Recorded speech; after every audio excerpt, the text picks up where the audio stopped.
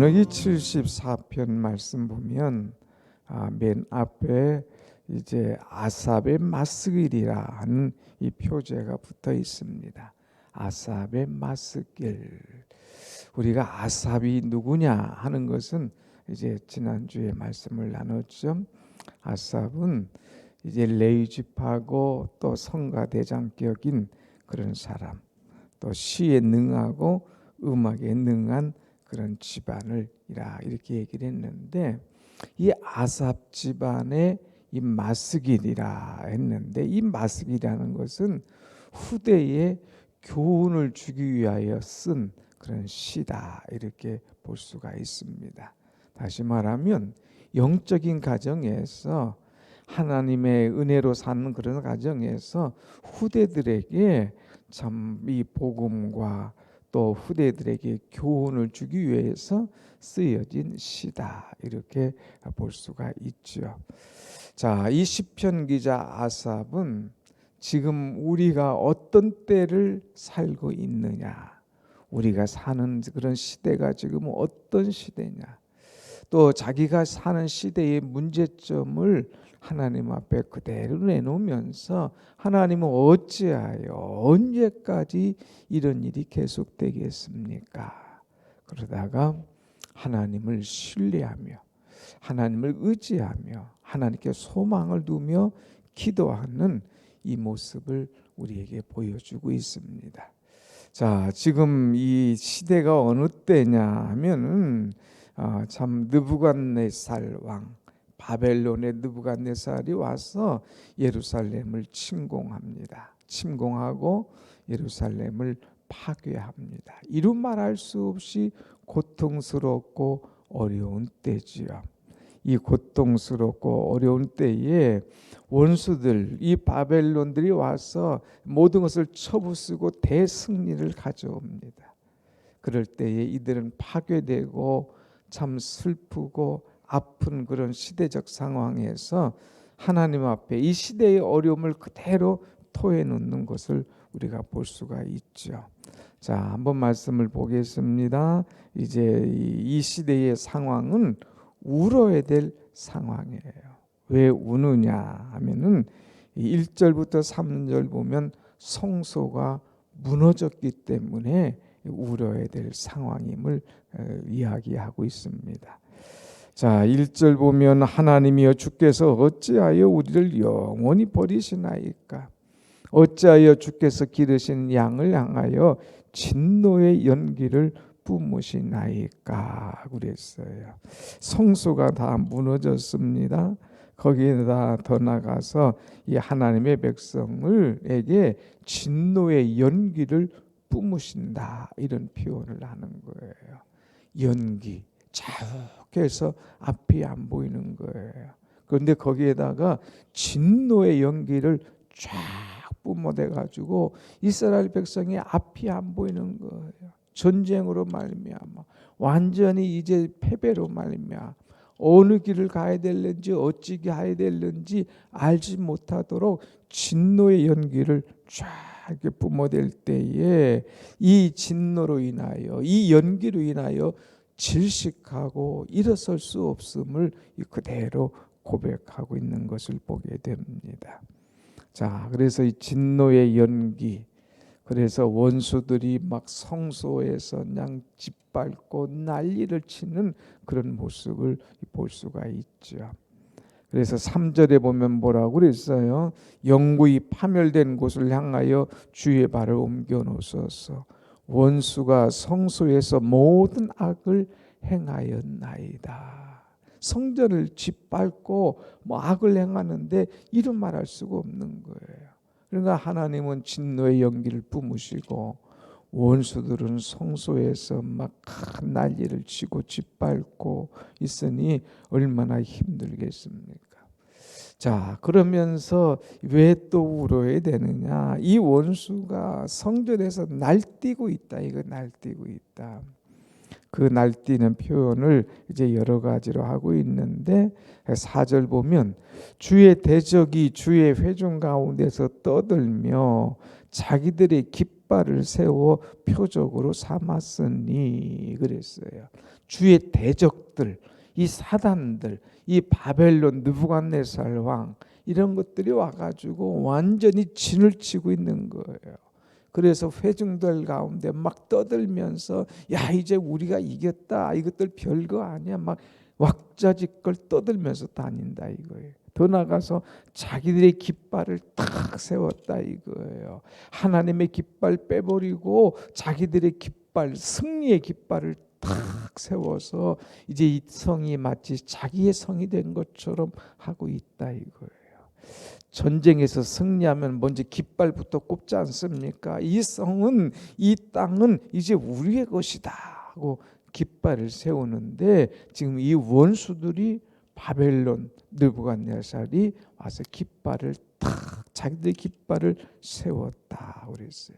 더 나가서 5절 보면 그들은 마치 도끼를 들어 삼림을 베는 사람과 같으니라. 도끼를 들어 가지고 아무거나 막 나무를 찢고 나무를 패고 하는 이런 이 사람들의 일, 지금 원수들이 뭐 성전을 기물을 패 부수고 엉망으로 만드는 거예요. 그래서 6절 보면 이제 그들이 철퇴로, 도끼와 철퇴로 성수의 모든 조각품을 쳐서 부수고 그랬어요. 도끼 또 막 쇠망치, 철퇴 이런 걸로 이 성수의 기물을 다 쳐서 부순다 그랬어요. 성전에 있는 모든 것들 막 때려 부수고 뒤집어 엎고 모든 조각품들 쳐 부수고 난리를 치는 거죠. 이루 상상할 수 없는 일을 벌이고 있습니다. 더 나가서 또 하나 있죠. 7절 보면 뭐라고 그랬어요? 주의 성소를 불사르며 주의 이름이 계신 곳을 더럽혀 땅에 엎었나이다. 성소, 하나님의 이 성전을 막 불질러 버리는 거예요. 그리고 그 마음속에 야 이제 이 8절에 보면 이들을 우리가 진멸시켜 버리자. 이제 끝장내서 사람이고 짐승이고 모든 것들 다 없애버리자. 진멸하겠다고 이렇게 이들이 들어오고 있습니다. 자, 이런 상태 속에서 원수들이 이렇게 날뛰고 이런 상황 속에서 정말 아쉬운 것은 뭐냐? 9절 말씀이에요. 9절 말씀 한번 보겠습니다.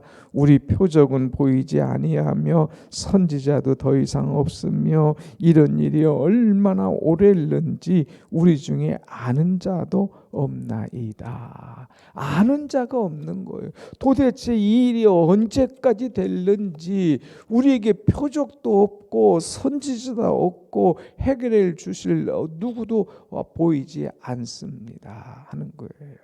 표적이라고 하는 것은 뭡니까? 하나님의 간섭, 역사하심이죠. 이들이 비록 광야 생활을 할 때 그런 생활이지만 그때마다 하나님께서 사인을 보내주셨어요. 홍해를 열어주시는 사건, 또 만나와 메추라기를 먹이는 사건, 또 그들에게 마음껏 먹게 하는 사건, 구름 기둥 불 기둥으로 그냥 그들의 가를 길을 인도하시는 사건, 여러 가지 표적들이 나타났는데 지금은 이 성전이 무너지고 황폐되고 막 이들이 삼림을 부수고 성전을 막 완전히 이 난리를 치는데도 불구하고 하나님께서 역사하시는 그런 표적이 하나도 눈에 보이지 않는 거예요. 그러니까 낙심천만인 거예요. 더 나가서 선지자도 없어요.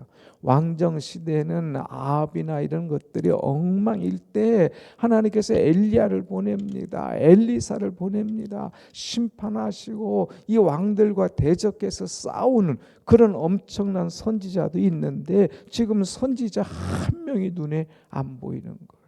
그러니까 하나님, 우리 눈에 우리를 도울 자가 하나도 없나이다. 표적도 없고 선지자도 없고 도대체 언제까지 우리에게 이런 일이 있겠습니까 하는 거예요. 그래서 오늘 표현 보면 이제 두 가지입니다.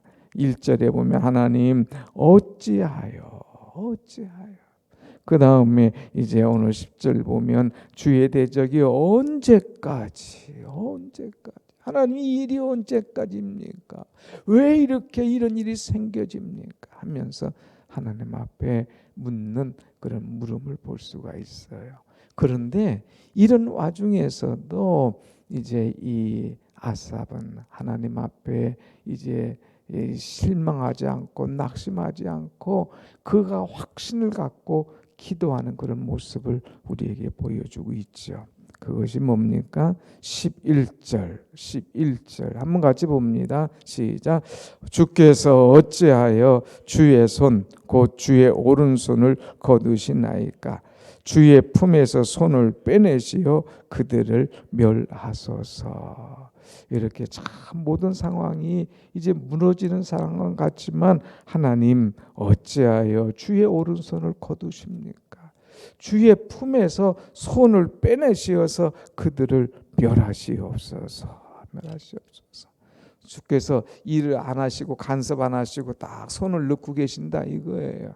그 손을 빼내서 하나님 일하시옵소서. 그들을 쳐서 멸하시옵소서. 하나님은 하실 수 있는 분인 것을 내가 믿습니다 하면서 이 어려운 중에 더 이상 표적도 없고 선지자도 없지만 하나님께서 간섭하시고 도우시면 저렇게 날뛰는 원수들 순식간에 멸할 것을 믿고 기도하는 모습이에요. 그러면서 이 시편 기자가 하나님은 어떤 하나님이냐 그 마음속에 하나님을 붙잡고 있는 거예요. 12절 같이 봅시다. 시작. 하나님은 예로부터 나의 왕이시라 사람에게 구원을 베푸셨나이다. 아멘. 하나님은 왕이십니다. 옛적부터 우리 민족의 왕이셨고 하나님은 지금 이 땅의 왕이시고 하나님은 지금 나의 왕이십니다. 왕이십니다. 하나님은 이제 모든 사람에게 구원을 베푸시는 분이심을 제가 믿습니다 하는 고백을 드리고 있죠. 어려운 상황 속에서도 사람을 보고 형편을 보고 이제 흔들리거나 주저앉지 않고 하나님을 바라보면서 일어서는 그 모습을 볼 수가 있습니다. 한번 같이 봅시다. 우리 같이 고백해 볼까요? 하나님은 나의 왕이십니다. 나의 왕이시다. 여러분 우리가 늘 복음성가도 하잖아요. 예수 우리 왕이요. 예수님이 나의 왕이시다 이거예요. 내 마음의 왕이시다 이거예요. 우리 교회의 왕이시다 이거예요. 이 나라의 왕이시다 이거예요. 왕이신 주님이 오시면 모든 것이 정리될 것을 믿고 하나님은 나의 왕이십니다. 이렇게 고백하는 것. 하나님 구원은 하나님께서 베푸시는 겁니다. 그리고 하나님을 전적으로 의지하죠. 자, 그러면서 하나님이 역사하시는 것을 주의 능력 13절 이제 원수 리오 야단의 머리 원수들을 부숴버리는 하나님. 또 15절 바위를 쪼개고 큰 물을 내시고 강물을 마르게 하시는 역사하시는 하나님이심을 얘기하고 있습니다.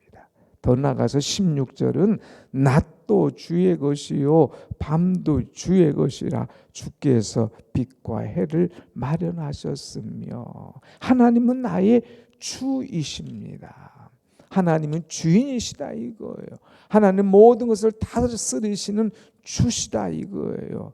이제 낮도 주의 것, 밤도 주의 것, 이제 주께서 해와 달, 빛을 다 주관하시는 주의 것입니다. 이 땅도 주의 것이고 주께서 다 통치하시면 회복시키면 다시 일어설 줄로 믿나이다는 이 주님이라고 하는 확실한 신앙을 고백하는 거죠. 그러면서 하나님 18절에 여호와여 이것을 기억하소서 원수가 주를 비방하며 우매한 백성이 주의 이름을 능욕하였나이다. 주의 이름을 땅에 더럽혔습니다. 주의 이름을 능욕하였습니다. 주여 하면서 이제 하나님이 나의 주되심을 인정하며 주님을 의지하는 거예요. 그러면서 세 번째는 하나님은 나의 생명이십니다. 생명 대신 하나님께서 우리의 생명을 지켜주옵소서. 저들은 진멸하겠다고 사람이고 짐승이고 심지어는 어린 것까지도 다 없애버리겠다 하지만 하나님께서 생명의 주관자가 되지 않습니까? 하나님 지켜주시고 보호하여 주시옵소서 하는 그런 기도예요. 심지어는요 19절에 보니까 주의 맷비둘기의 생명을 들짐승들에게 주지 마시며 주의 가난한 자의 목숨을 영원히 잊지 마소서. 맷비둘기, 자기들의 연약한 것을 비둘기처럼 아주 연약한 존재입니다. 하나님 이 생명을 들짐승들을 저렇게 날뛰는 이 바벨론 느부갓네살에게 주지 마옵소서. 이 연약한 맷비둘기를 이 들짐승들에게 주지 마시고 우리의 생명을 지켜 주시옵소서. 하나님 가난한 자의 목숨을 영원히 잊지 마소서. 우리는 맷비둘기처럼 연약하고 가난한 존재입니다. 그러나 하나님 이 생명을 던져버리지 마시고 이 생명을 지켜 주시옵소서.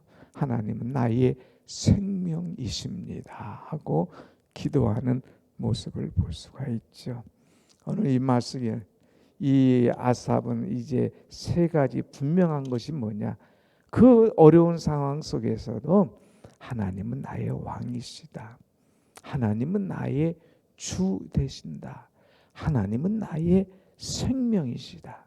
이에 대한 확신이 있었기 때문에 흔들리지 않고 항상 기도로 나아가는 그런 모습을 보게 됩니다. 그래서 그의 기도가 20절 주여 그 언약을 눈여겨보소서. 주여 학대받은 자가 부끄러이 돌아가지 말게 하옵소서. 22절 하나님이여 일어나 주의 원통함을 풀어주옵시고 우매한 자가 종일 주를 비방하는 것을 기억하여 주옵소서. 주의 대적들의 소리를 잊지 마시고 일어나 주께 항거하는 자의 떠드는 소리가 항상 주께 상달되나이다 하면서 자기의 현실의 문제를 그 어려움을 그대로 하나님 앞에 내놓는 그런 모습을 보게 되죠. 사랑하는 여러분, 이런 원수, 이런 바벨론, 이런 대적들이 우리를 칠 때에 이런 들짐승 같은 것들이 날뛸 때에 우리는 낙심해서는 안 됩니다. 하나님 앞에 기도해야 되는 거예요. 하나님을 철저히 의지하고 하나님 앞에 소망을 갖고 일어설 때에 하나님께서 다시 소망 주시고 힘 주시고 우리를 세워주시는 줄로 믿습니다. 아멘. 기도하겠습니다. 은혜